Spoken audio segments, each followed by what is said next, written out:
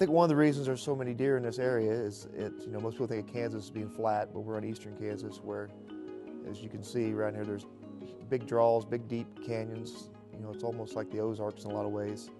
This is the second deer I've shot this fall in the rain and wind, and it just goes to show you, when it's rainy out, you don't want to get out of your tree stand. Now I got a job ahead of me to get him out, but I think I'm gonna go get the ranger for just a little help.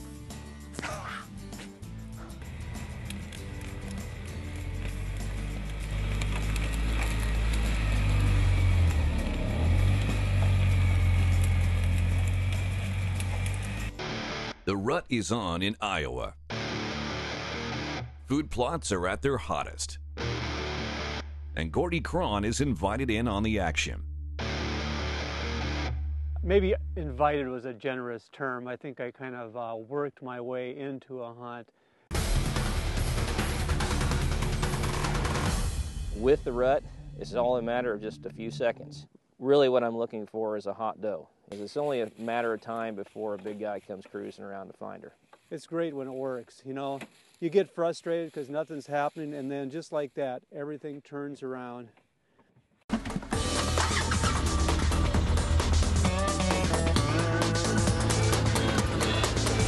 On day one, Bill Miller, hunting with Drew Goodland at the Warren Ranch near Pier, knocked down a limit of both roosters and greenheads, albeit in the most unconventional manner. Day two is a little cooler. The pond has refrozen, but the birds? Well, the birds are still here.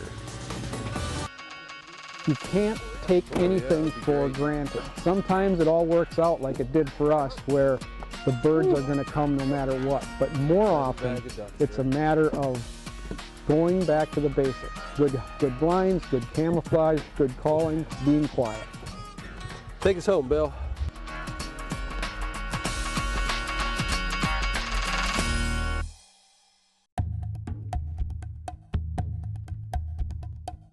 In the entire course of hunting history, there have only been a few innovations that truly revolutionized the game. Well, it may be hard to believe, but this little piece of plastic is one of them. This is the flight control wad from inside a Federal Premium Mag Shock turkey load. This wad extended the effective range of turkey guns from about 40 yards out to, well, farther than I even care to tell you about. This unique shot cup works like this. There are no slits in the front part of the wad as there is in a traditional wad.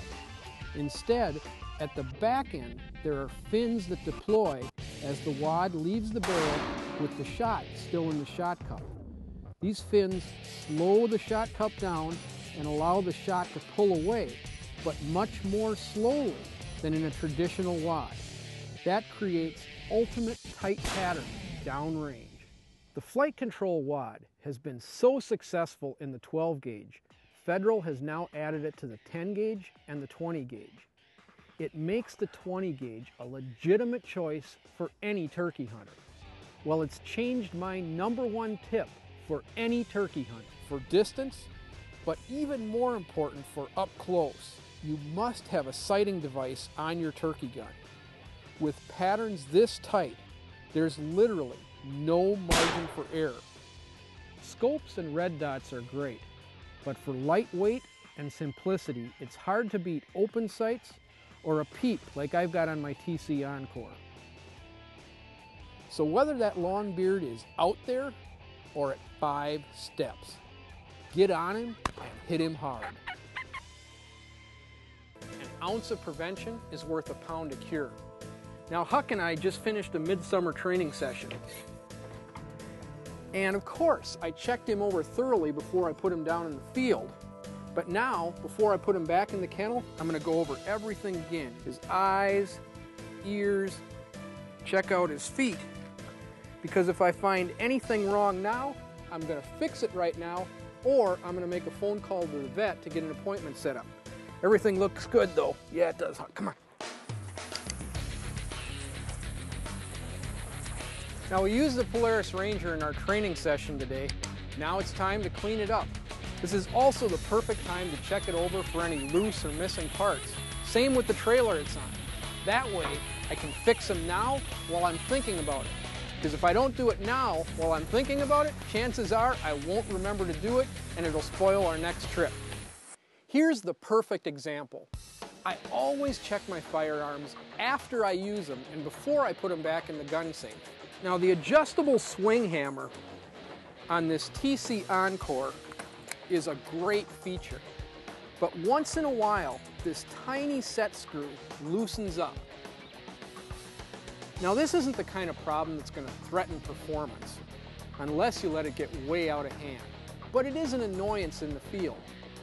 So by checking it now, I find that it's loose, and all I need to do is give it half a turn to tighten it up, and it won't be a problem the next time I take the gun out in the field. So my advice is that the time to ensure the success and enjoyment of your next hunt is at the end of your last hunt. It couldn't be easier.